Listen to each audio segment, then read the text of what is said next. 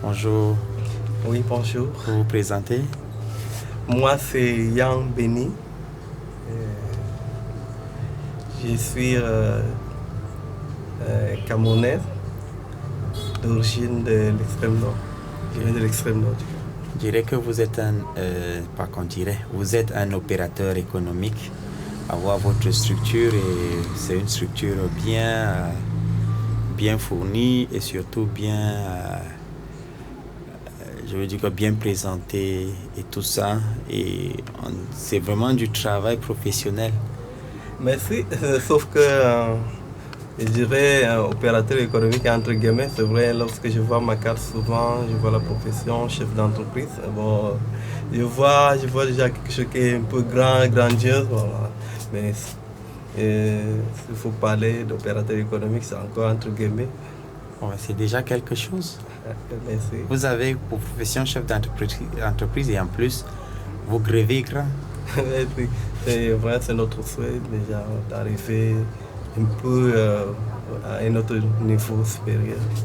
Ben, racontez-nous un peu votre histoire. D'où venez-vous? Comment est-ce que vous en êtes arrivé là? Quand est-ce que vous avez commencé cette activité? Bon, trop de questions, c'est vrai, mais bon. On veut un peu connaître votre histoire. Ok. Monsieur Yambéni. Ok. C'est vrai,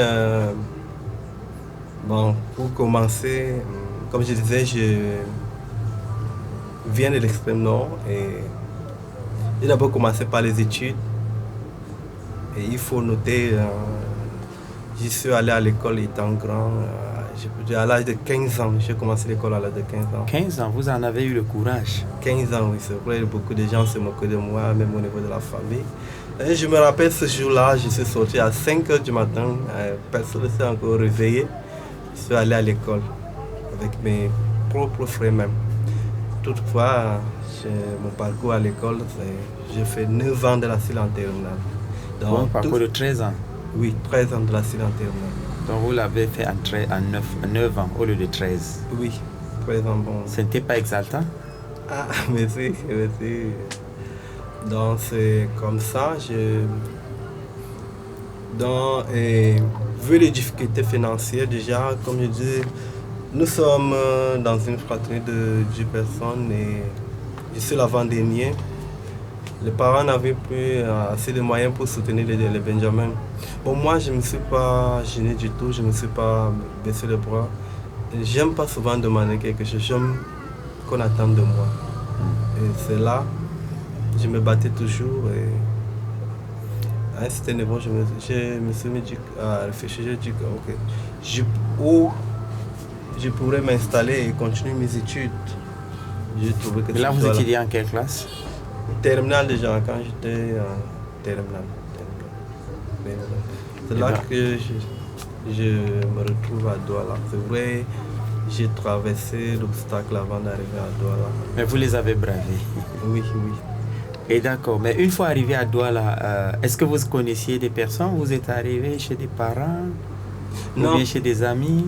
Non, pas du tout. Je me rappelle, une fois arrivé à Douala, je ne connaissais personne, mais il y avait le contact d'une personne. J'ai appelé cette personne. Je suis allé sur cette personne. Cette dernière m'a bien accueilli. Je suis resté chez la personne. La personne m'a dit ok, je peux rester dans son salon, mais pendant le temps, même pour tout le temps que je peux passer à Douala. Et entre-temps, je suis allé à l'école. J'ai cherché la place. J'ai eu la place à l'école. Et par après, la personne constate que je suis à l'école. Et la personne m'a dit, ah, nous-mêmes, on a laissé l'école parce qu'on n'a pas de moyens. Mais si toi, tu as préféré aller à l'école, ça veut dire que tu as les moyens. Donc, il faut que tu te cherches où habiter. Et malheureusement, aujourd'hui, cette personne est en exil. La personne a été endettée au point jusqu'à fuir même le pays. Bon, c'est une parenthèse. C'est comme ça, bon, pour moi, ça ne m'a même pas un peu gêné. J'ai réfléchi sur le terrain et dit qu'est-ce que je dois faire. Alors, je me rappelle, il y a un salon là à côté qui est toujours fermé.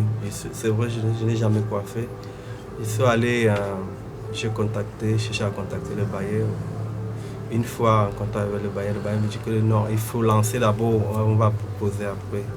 C'est là que je transforme le salon à ma maison, je mets les gelflex, je divise avec le rideau, je commence à coiffer.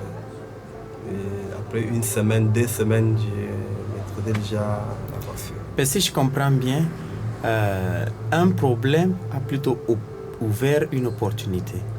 Donc c'est parce qu'il fallait trouver un endroit où dormir que vous avez pu repérer que le vieux box qui n'était pas utilisé pouvait servir à la fois d'abri et de moyen de subsistance. Effectivement, tout à fait. Et d'où vous est venue l'idée? Pourquoi est-ce que vous avez pensé directement à cela? Vous n'avez pas pensé à autre chose? Ou alors chercher un autre ami et tout ça? Bon, pour moi, l'idée est venue naturellement comme ça. Pour moi, à chaque fois qu'il y a un problème, il y a une solution. Chaque fois qu'il y a un problème, il y a une solution. Et je me rappelle de ce adage qu'un pasteur m'a donné un jour. Il m'a dit, lorsque tu cours et tu tombes, tu ne dois pas rester couché, tu dois te relever. Et moi, j'ai ajouté à cela. Je me suis dit, si je cours, je tombe. Si je reste couché, la terre a gagné. Si je me relève, la terre a gagné parce que j'ai eu un ralentissement. Bon, en me relevant, il faut que j'arrache soit les herbes ou je ramasse les sables.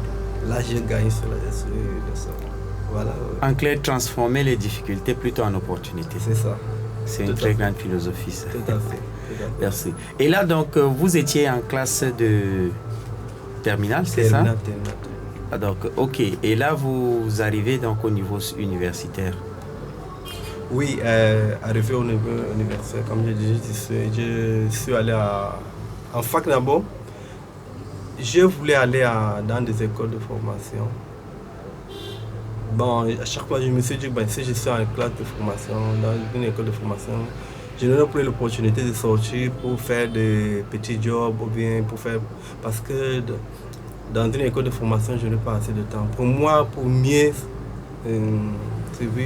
pour mieux résoudre mes problèmes, il faut que j'ai du temps. C'est là que je suis allé en fac. J'ai fait 1 an, 2 ans. Après, je suis allé à EG. Où? À EG. Institut Universitaire du Golfe de Guinée. Au EUG. Oui, EG. Ok. Je suis allé faire comptabilité et gestion d'entreprise.